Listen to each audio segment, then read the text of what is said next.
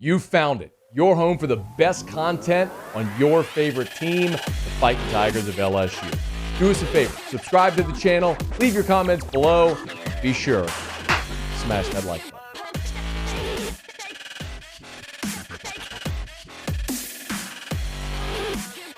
We have been doing this every day, and we will continue doing it every day this week, leading you up to SEC Football Media Days. We are taking a look at each position on the LSU football roster for 2022, kind of giving you a thumbnail. So let's continue with that. And for the first time, we'll flip it over to the defensive side of the ball, and we'll work our way from the line back. So we'll start by looking at the LSU defensive line for 2022.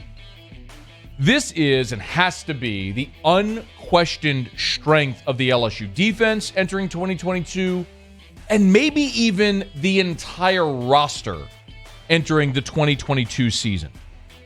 Brian Kelly, after spring, talked about how important this defensive line is.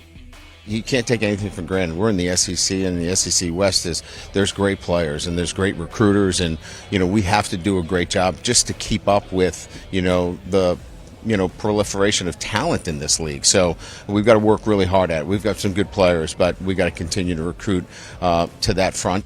They will continue to recruit to that front, but in the meantime, the squad they have in 2022 is ready to roll. It's strange to say because you're losing Neil Farrell Jr. and Glenn Logan. Consider this. Both guys were key parts of your 2019 National Championship team.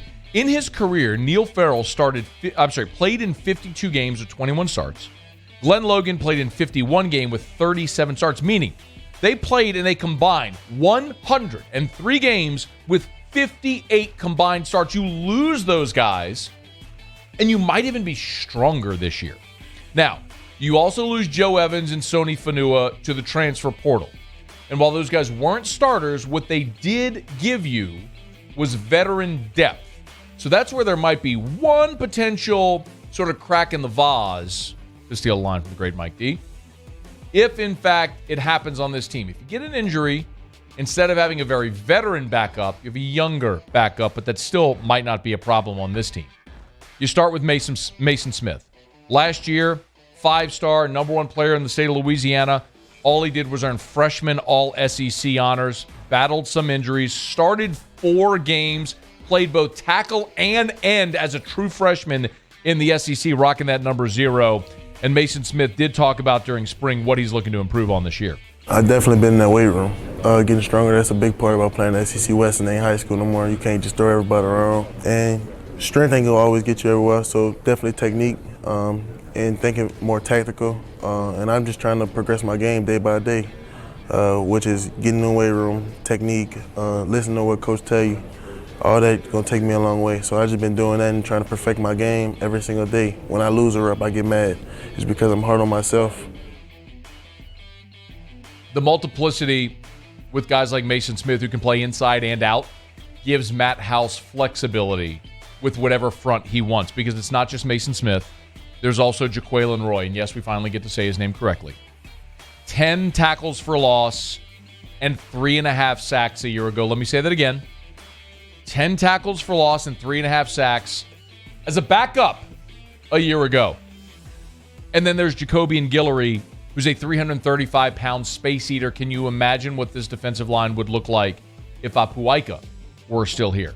He's at Baylor, won the Big 12 a year ago. No crying over spilled milk at this point. But that's a really good core to start. And then you throw on top of it Mekhi Wingo, who was also freshman All-SEC a year ago at Missouri. You had a couple of young guys on the interior with Bryce Langston and Ty G. Hill.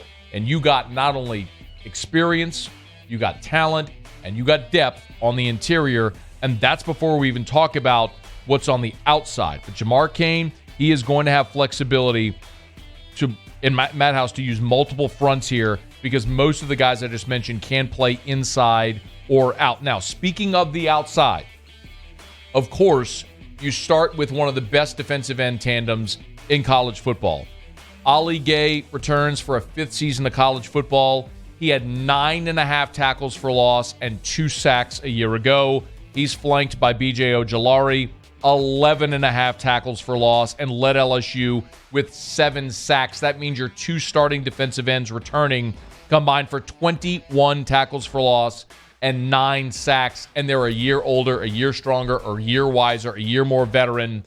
LSU with Ali Gaye and B.J. Ojulari may have the best defensive end tandem to start in the SEC this season, and then you add to it the guys we already talked about, Smith, Roy, Guillory, Wingo. You got numbers, you got depth, you got talent, you got a lot of reason to be excited and reason to be excited about the future with guys like Xavier Carter, Savion Jones, Quincy Wiggins on the outside. A big question will be which of them steps up. Defensive coordinator Matt House during spring talked about Wiggins and Savion Jones on the outside. I've seen great growth in Quincy. You know, you got to remember that he just enrolled in school 2 months ago, but he's improved a bunch. Savion's really blossomed. Excited about both those guys and what they can be, but they're both working and they're both growing. Not displeased with either one. Remember, a year ago, LSU's defense got better in the second half once Durante Jones was allowed to run what he wanted to run. But still, Tigers allowed 377 yards a game. That was 65th in the country. Pass defense allowed 236 pass yards a game. That was 80th nationally. Not the standard at DBU. And the run defense was allowed 140 yards a game. That was 46th nationally. That's not the standard that LSU has set defensively. Matt House has a steep hill to climb to get it back to where the expectation is. But when you start with this group on the defensive line, that is an incredible foundation upon which to build this defense for 2022 and beyond. Hey, thanks so much for watching. Please leave your comments. I love to interact. And be sure to hit the red subscribe button below.